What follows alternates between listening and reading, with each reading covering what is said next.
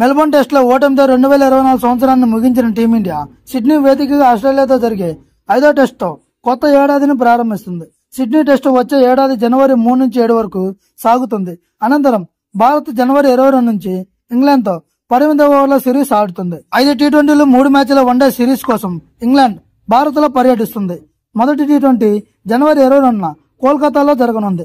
రెండో టీ20 జనవరి 25న చెన్నైలో, మూడో టీ20 జనవరి 28న రాజ్కోట్ లో, నాలుగో టీ20 జనవరి 31న పూణేలో, ఇక 5వ టీ20 ఫిబ్రవరి 2న ముంబైలో జరగనుంది. ఇక తొలి వన్డే ఫిబ్రవరి 6న నాగ్పూర్ లో, ఫిబ్రవరి 9న రెండో టీ20 కటక్ లో, ఫిబ్రవరి 12న మూడో టీ20 అహ్మదాబాద్ లో జరగనుంది.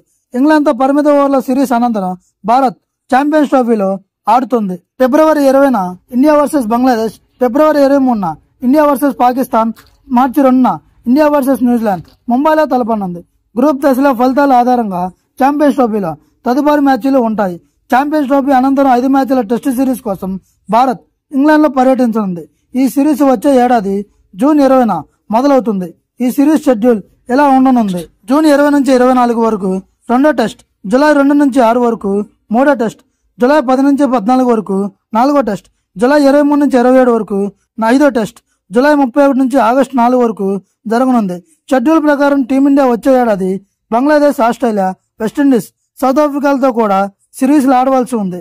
అయితే ఈ సిరీస్ సంబంధించిన షెడ్యూల్ ఇంకా విడుదల కాలేదు.